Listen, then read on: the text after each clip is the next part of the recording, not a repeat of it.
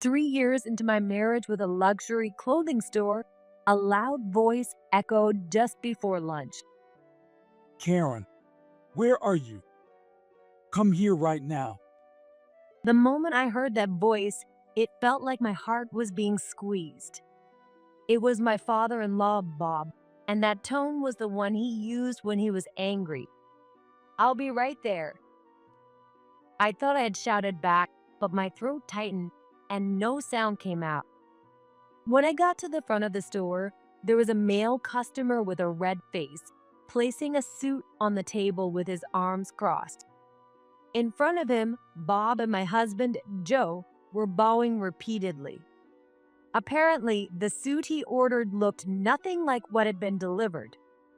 I looked at the suit and felt like I was in a daze. No, this isn't what I prepared. When I turned around, Bob had a defiant smile on his face.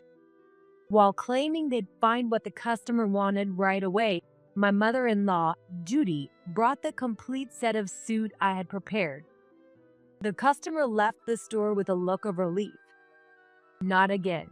So that's how it's going to be. I can't live with these people anymore. I've tried for 3 years, but to be treated like this, I'm leaving. I want a divorce. As if he had been waiting for these words, Bob raised his voice. Oh, finally realized the difference in status between you and us. It's about time you understood that. Yeah, that's right. Leave. Just go. With the cold laughter of my in-laws behind me, I packed my few belongings in the dim room. However, there was one secret I hadn't told them. Um, I never mentioned this, but as soon as they heard my words, the color drained from everyone's faces. My in-laws would come to regret what they had done. My name is Karen. I lead a busy life working at a major advertising agency. Today, I had a meeting with a client early in the morning. I returned to the office just before noon. I went straight to my boss to report. "I'm back." Oh, how did that issue go? I explained the budget situation to both sides and they understood. They also reviewed the designs that were already prepared, and I've informed the designer about the necessary revisions. We can have the final review at the start of the week. Good. That's a relief. It would have been a disaster if we messed up with such a big client. Thanks for following up so well. I'll make sure the executives know. Thank you very much. Well then, after finishing my report, I quickly returned to my desk. All right, it's time for the next meeting. Without sitting down, I organized my things on the desk, then headed to the locker room to check my makeup and hair in the mirror. Okay. I nodded to my reflection, grabbed the bag with my materials, and headed to a nearby restaurant where the meeting was scheduled. On the way, I found myself thinking about Joe Brown. We met a year and a half ago. It was a business meeting. As the heir of a luxury clothing store, he wanted to launch an advertisement aimed at young people. The campaign was a success. Normally, that would have been the end of our relationship as client and agency, but Joe kept in touch personally afterward. At first, we hung out as friends, but as I got to know him, I found that we liked the same movies and food. Our relationship quickly deepened, and I began to have feelings for Joe. Suddenly, I stopped and looked back at the office. Joe's words from a week ago echoed in my mind. I want you to marry me, and I want you to quit your job and help me run my family business. Don't worry about it. My parents handle most of it, so there's nothing you need to do. I was genuinely happy to be proposed to.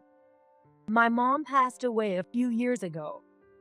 Due to his work, my dad and I couldn't live together, so we only kept in touch occasionally. My job was fulfilling, so I didn't feel lonely, but I had resigned myself to spending my life alone thinking I'd missed my chance at marriage. That's why Joe brought new colors into my life. But can I really quit my jobs? Will I get along with his parents? I was worried and couldn't make up my mind. But today, I decided to give him an answer. I looked ahead and hurried to the restaurant. It was a restaurant on the top floor of a luxury hotel with a stunning view of the starry sky and the dazzling city lights below. Being here felt like being a character in a movie. Did you see that new movie the other day?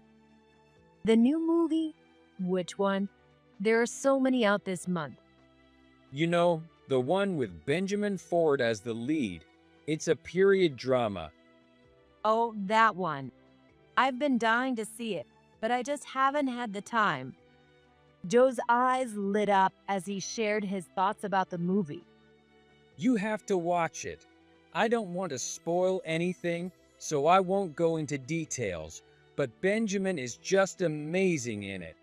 He's definitely one of American's biggest stars. You're right. I'll go see it on my next day off. After that, a silence settled between us. The voices of people around us enjoying their meals seemed to grow louder. I knew what we needed to talk about next, but neither of us could take that step forward. If anyone was going to, it had to be me. Steeling myself, I drained the wine left in my glass and looked Joe straight in the eyes. I've thought a lot about marriage since then. Joe stared back at me silently. His hand gripped the tablecloth so tightly that his knuckles turned white. To be honest, I'm scared to quit my job. I'm worried about whether I can manage at the clothing store and if I'll be able to get along with your parents. Don't worry. No matter what my parents say, I'll protect you. All I want is for you to be with me. With those words, my wavering heart finally made a decision. I understand. I want to walk through life with you, Joe. I said it and looked at him. The hands clenched on my lap trembled, and the emotions welling up inside spilled from my eyes. After a while, Joe had tears in his eyes. For a moment, we looked at each other, then let out a small laugh. 3 years later, as Karen Brown, I was walking down an old country road under a cloudy sky, dragging my heavy feet. I was on my way back from running an errand. I knew I had to get back as quickly as possible. But the more I thought about the Brown clothing store, the more my legs felt like lead.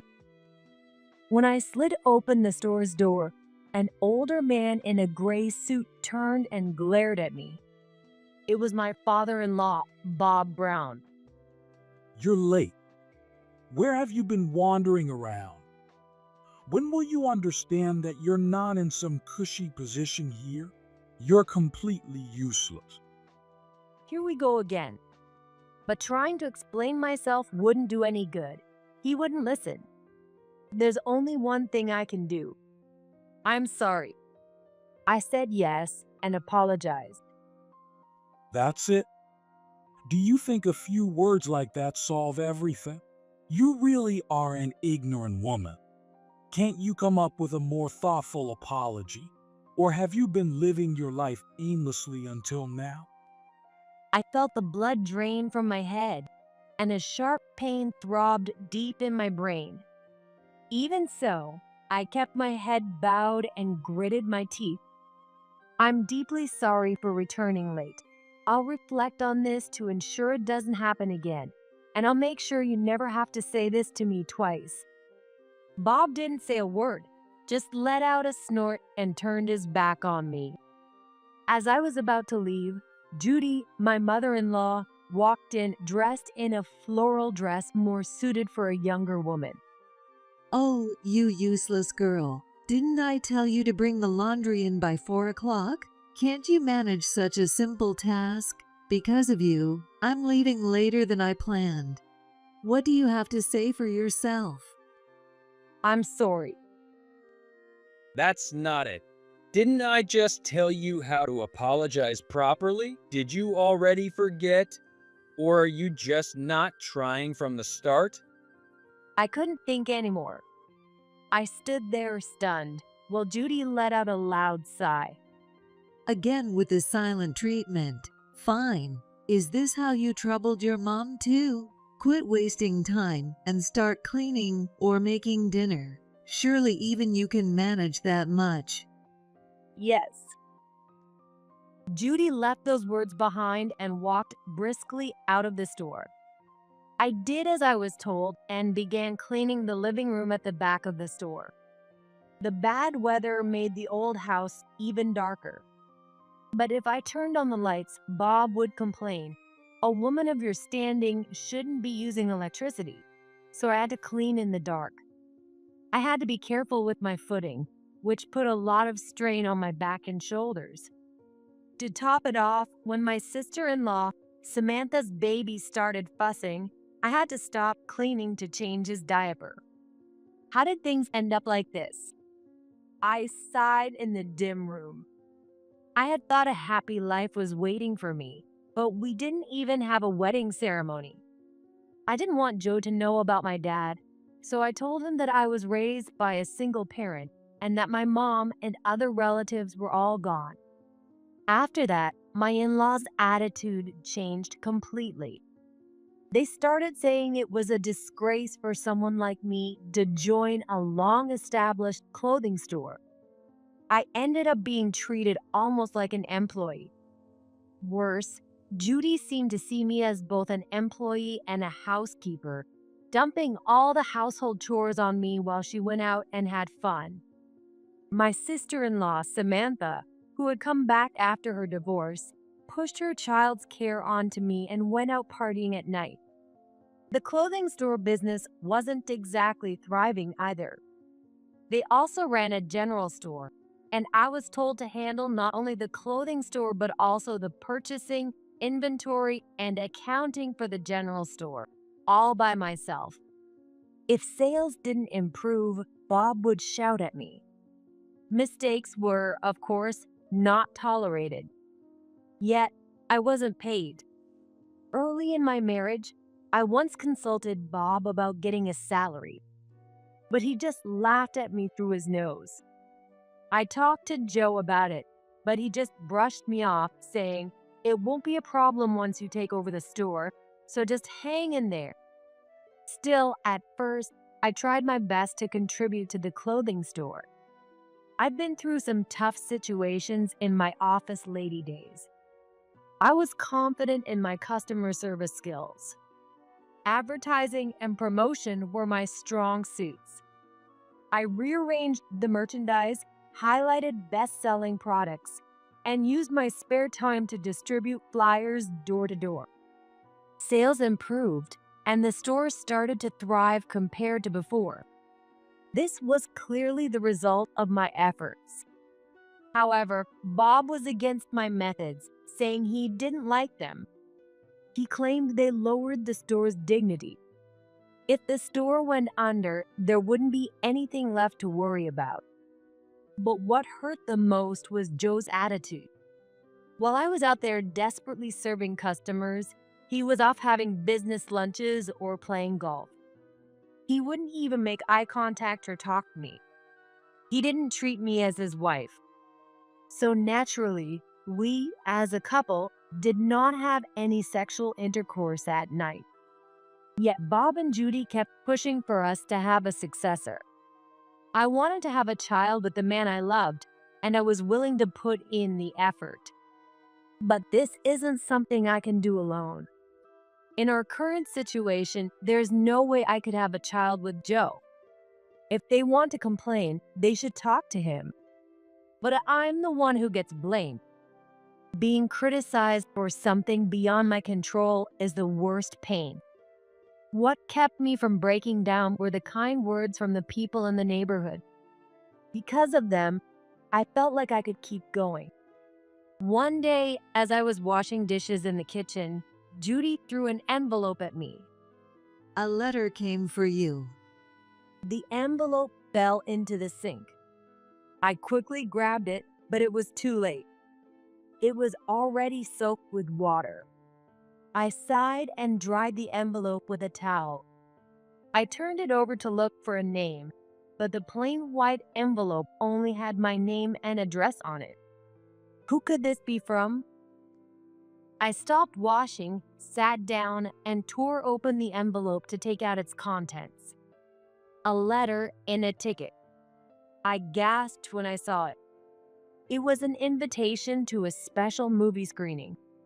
Not only that, but there was also a stage greeting and a talk event with the actors was scheduled. And the guest star was. I hastily picked up the letter.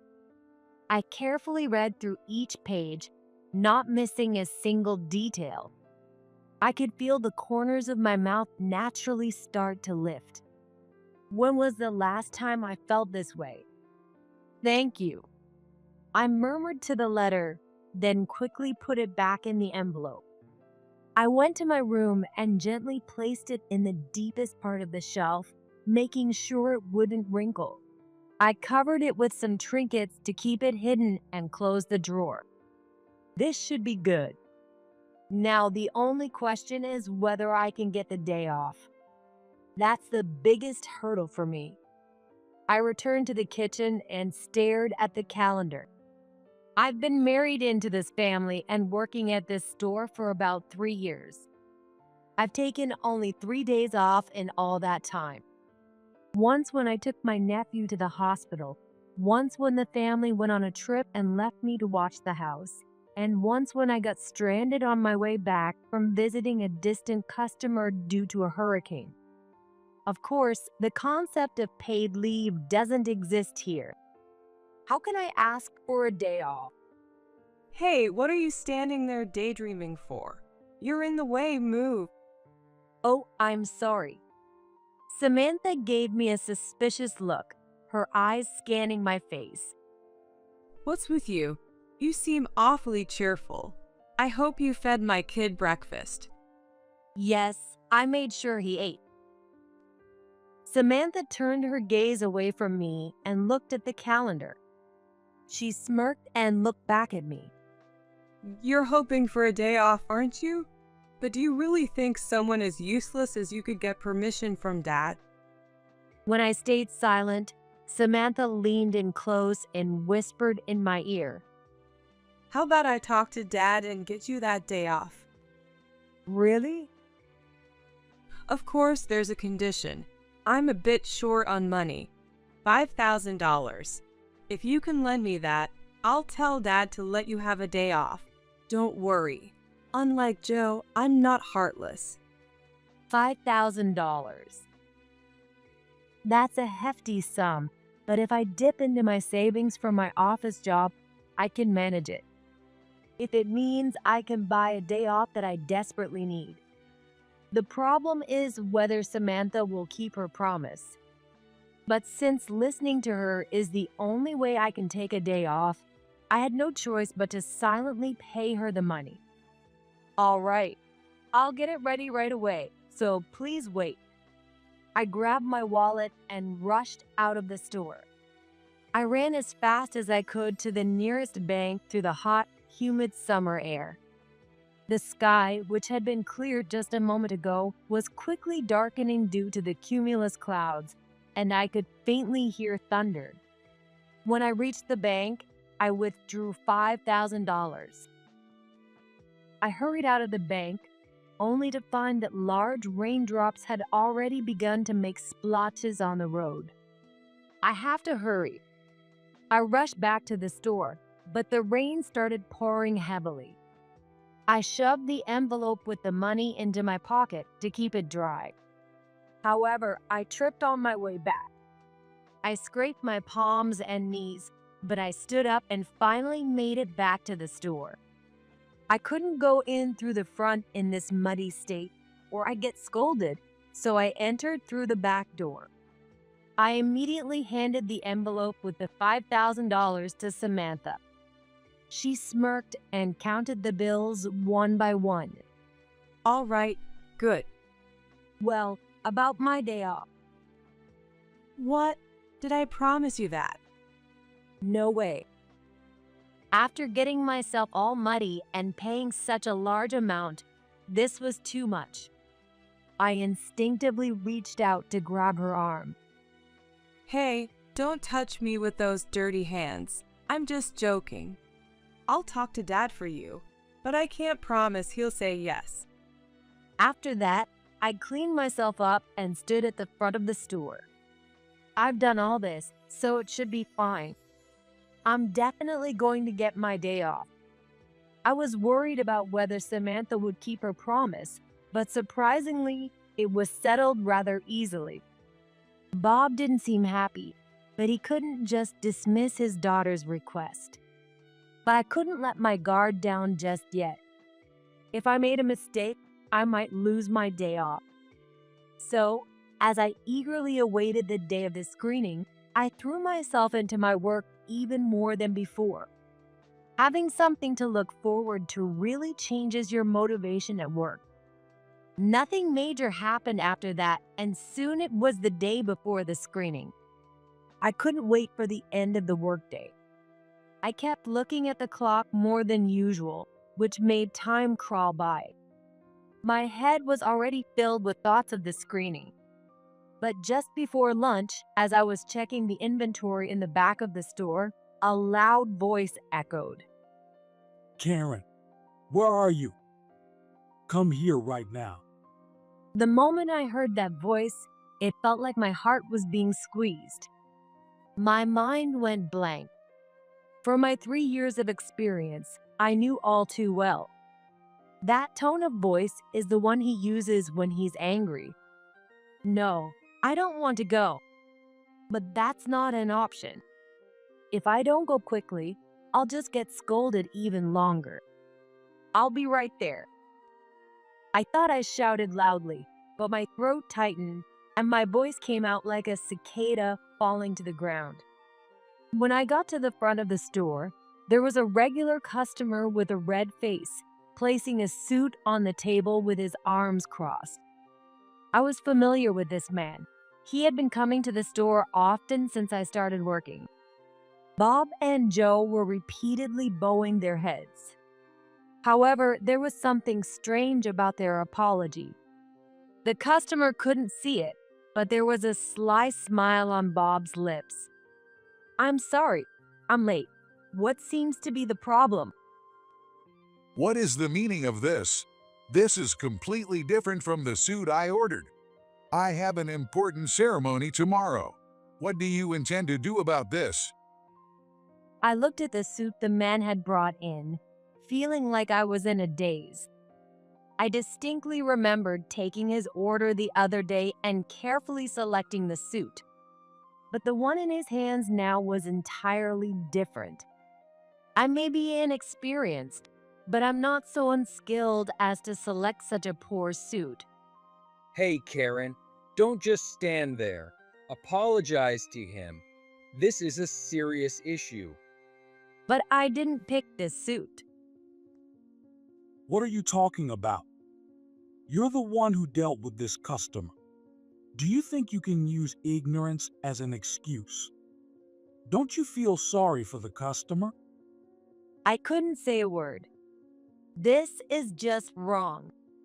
But no matter how much I pleaded in my heart, there was no one to save me. As I stood there, Judy came out from the back of the store. Sir, I deeply apologize for what happened. We've prepared the suit according to your original order. Could you please take a look? She respectfully placed a set of suit on the table. I was shocked when I saw it. It was the very suit I had selected for the customer. There was no mistake. I had chosen it with great care to fulfill his wishes. All three of them turned to me with twisted smiles. But the customer didn't notice. He checked the suit eagerly and clapped his hands. Wonderful.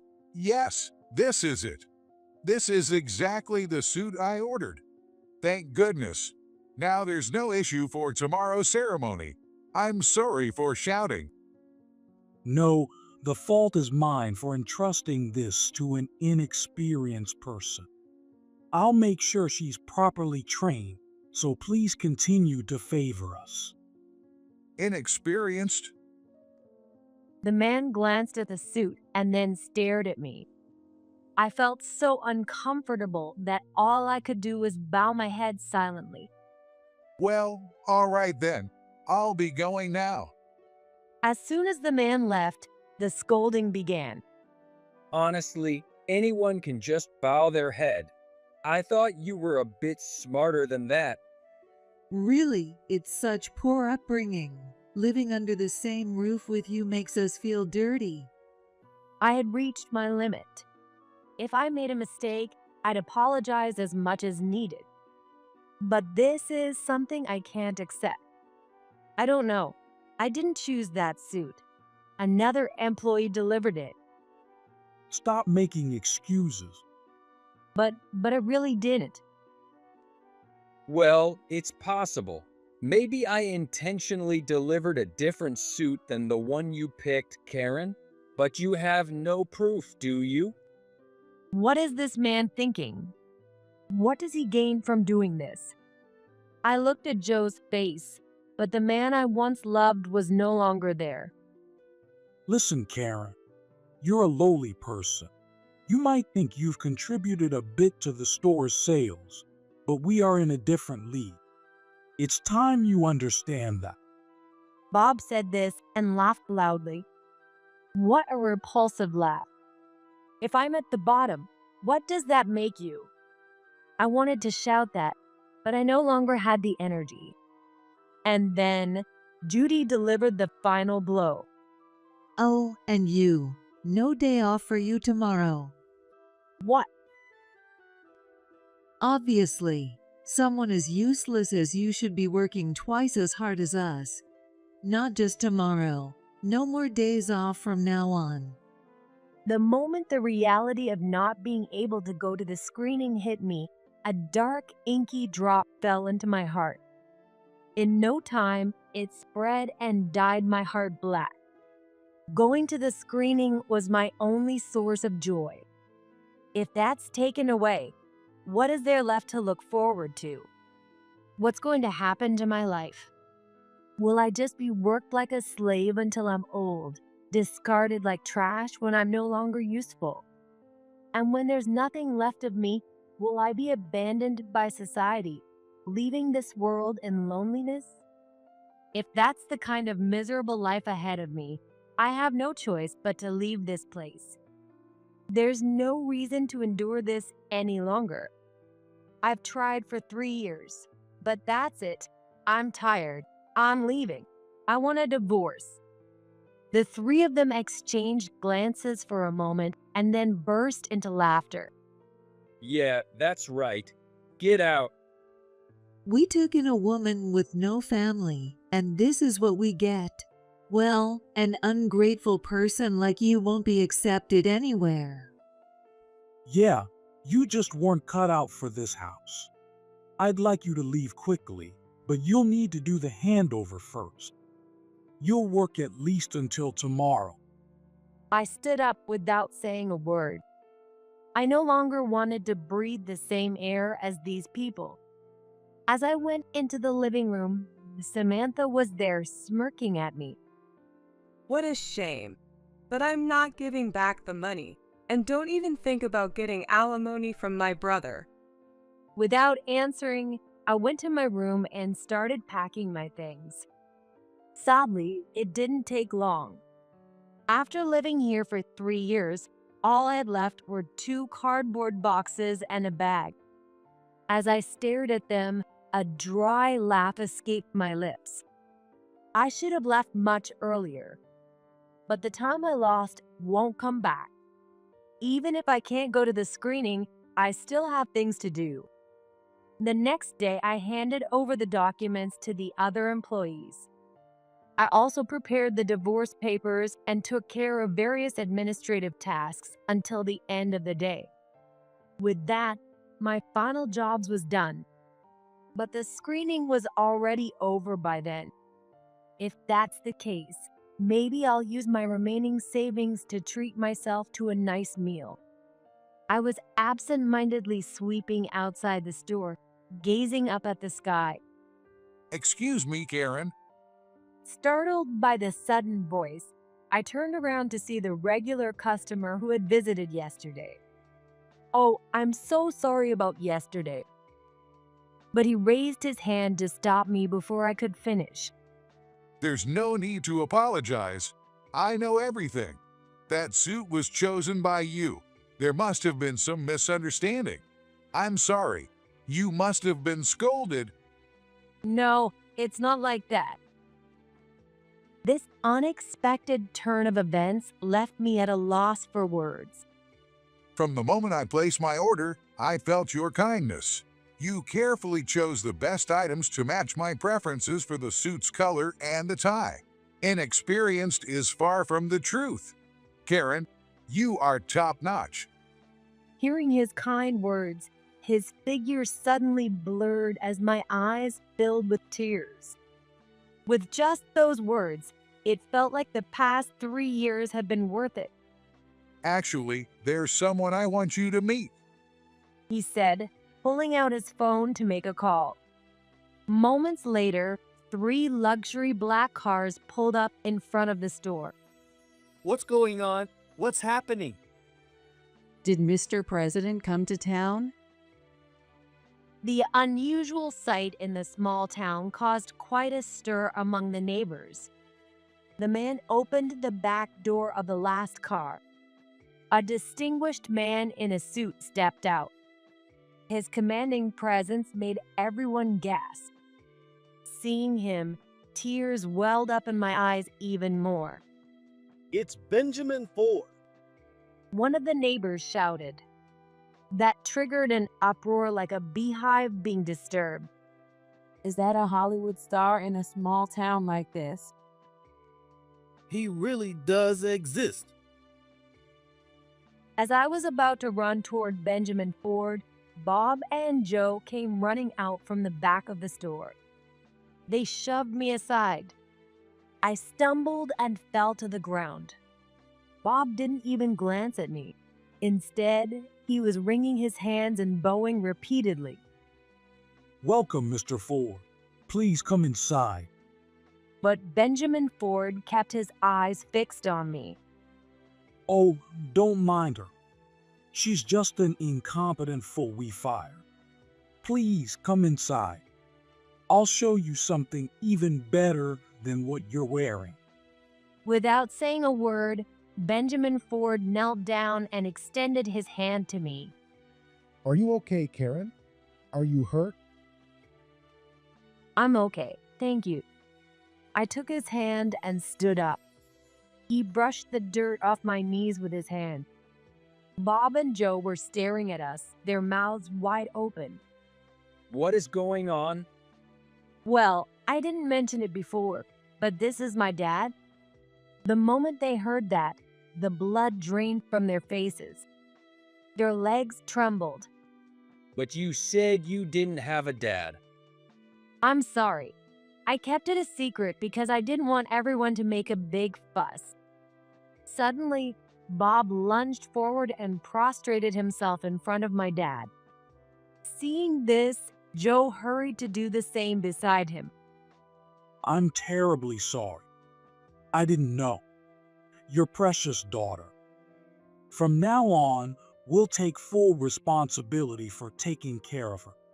Please, I beg you to continue your patronage with your friends. Lift your heads. My dad spoke quietly.